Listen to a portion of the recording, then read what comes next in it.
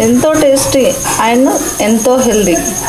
Hi everyone, welcome to our channel. ఈరోజు special వచ్చేసి మనం ఇంట్లో ఎప్పుడు మినపప్పుతో మాత్రమే దోశ చేసుకుంటాం కదా. ఇప్పుడు పెసరపప్పు, శనగపప్పు, కందిపప్పు, మినపప్పు ఇవన్నీ పప్పులు కలిపి మల్టీ దోశ చేద్దామని మీకు చూపిస్తాను. రెసిపీ ఎలా చేయాలో ముందుగా బియ్యంను చెరిగి పెట్టుకోవాలి. పప్పులు కూడా ఇవన్నీ చెరిగే పెట్టుకున్నా నేను. ఇప్పుడు క్వాంటిటీ చూపిస్తా మీకు. అన్ని కూడా ఈ గ్లాస్ తో తీసుకుంటున్నాను.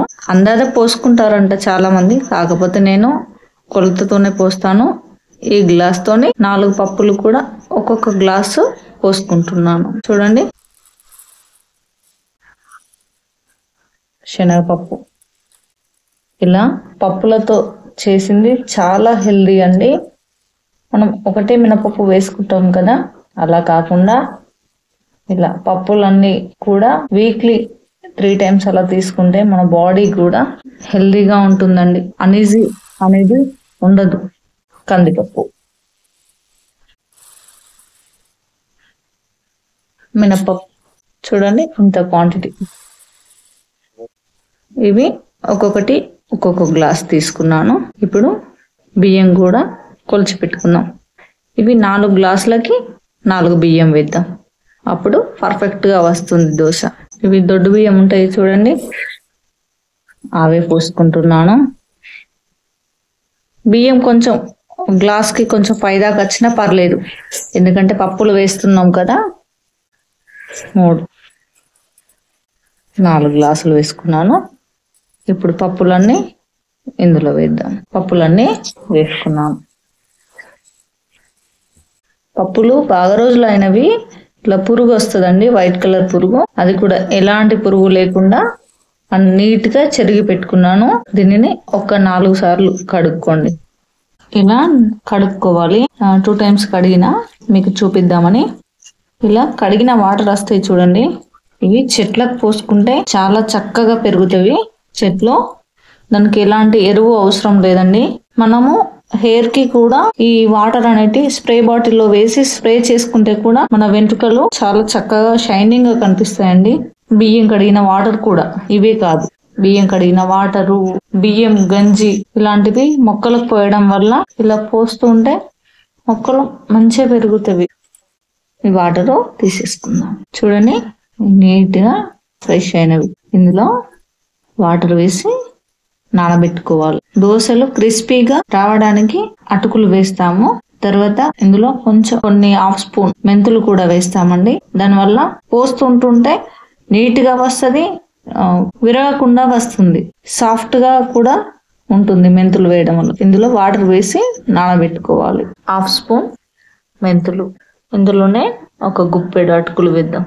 గుప్పెడు అటుకులు కడిగేసాను, ముందుగానే ఇందులో వేసి కడుక్కోవచ్చు. ఇవి చక్కగా ఒక 4 గంటలు నానాలి. మూత పెట్టి పక్కన పెట్టుకుందాం. ఒక 4 గంటలు.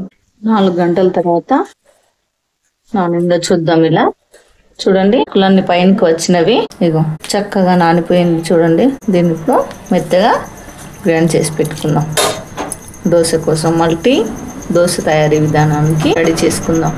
చూడండి, గ్రైండ్ చేశాను. మంచిగా నానింది కాబట్టి ఇంత సాఫ్ట్ గా ఇంత మెత్తగా ఉంది. చూడండి, ఇందులో సాల్ట్, ఆయిల్ కూడా వేసుకున్నాను. ప్యాన్ కి ఫస్ట్ కొద్దిగా నూనె రాసుకోవాలి. ఇక ప్రతిసారి రాయనవసరం లేదు. మరి వేడైతే దోశ అంటుకుంటుంది, తింపడం రాదు. అందుకోసం కొన్ని వాటర్. దోశ పోయడానికి వీలుగా ఉందా చూసుకోవాలి. ఇలా ఇది బాగుందండి. నేను గ్రైండర్ పట్టేటప్పుడే బరకగా ఉంటే కొన్ని వాటర్ వేసి పట్టాను, అందుకే ఇంత సాఫ్ట్ గా వచ్చింది. దీన్ని ఇప్పుడు మనం దోశ వేసుకుందాం.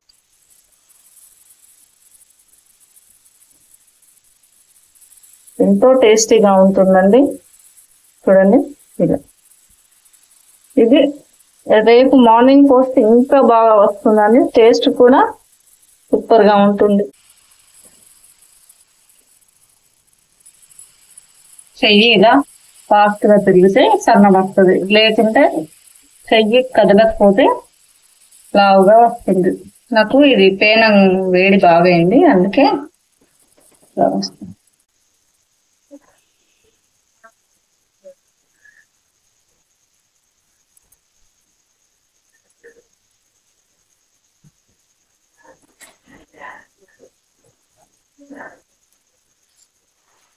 పైనుంచి కాస్త నూనె.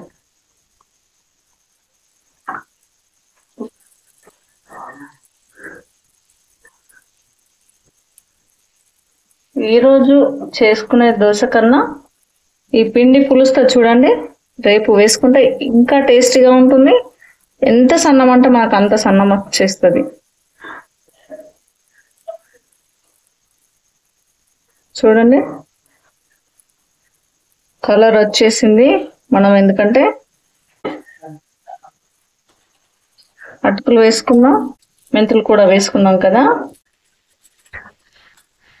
ఎంతో రుచిగా ఉండే మల్టీ దోశ ఎంతో టేస్టీగా ఉంటుందండి. మీకు ఇంకొకటి కూడా రేపు నానితే ఎలా ఉంటుందో దోశ అది కూడా పోసి చూపిస్తాను. పిల్లలకు బయటి కొనిచ్చే కన్నా ఇలాంటివి చేసి పెట్టండి, ఇష్టంగా తింటారు. మా పిల్లలకు కూడా నేను చేసి పెడతాను. చూడండి ఎంత కలర్ చూడండి. అన్ని పప్పులు కూడా వేసాం కదా, దూరగా కాల్చుకోవాలి. చూడండి చూస్తుంటేనే ఇట్లా వాసన వస్తుందండి. ఎంతో టేస్టీగా ఉంటుంది. మీరు తప్పక ట్రై చేయండి. చూడండి క్రిస్పీగా మెత్తగా ఎంతో పర్ఫెక్ట్ గా వచ్చిందండి. ఇలా కాలితేనే టేస్ట్ బాగుంటుంది. చూడండి మార్నింగ్ ఇలా పులుస్తుంది. ఇప్పుడు దోశ ఇంకా పర్ఫెక్ట్ గా వస్తుంది. ఇలా కలుపుకోవాలి, రౌండ్ గా కలుపుకుంటే ఎక్కడ కూడా కలవకుండా ఉండదు. చూడండి ఎంత సాఫ్ట్ గా వస్తుందో.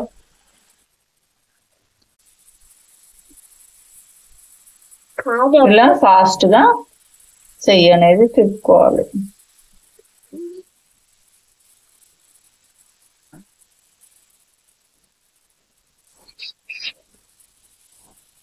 దీనిపైన ఉల్లి కొత్తిమీర వేసుకుందాం.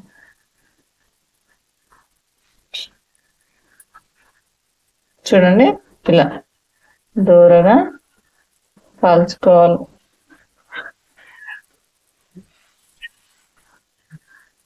చూడండి ఎంత సాఫ్ట్ గా ఉందో, హోటల్ స్టైల్ మల్టీ దోశ. చూడండి క్రిస్పీగా మెత్తగా ఎంతో సాఫ్ట్ గా ఉంది.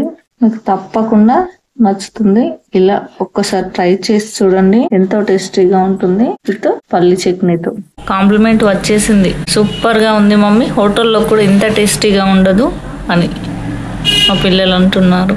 నాకు చాలా హ్యాపీ అనిపించింది. ఇప్పటి వరకు చూసినందుకు ధన్యవాదాలు. ఇంకా సబ్స్క్రైబ్ చేసుకోకుండా సబ్స్క్రైబ్ చేసుకోండి, లైక్ కొట్టండి, షేర్ చేయండి, మీకు తెలిసిన వాళ్ళకి షేర్ చేయండి. Thank you. More interesting rating videos.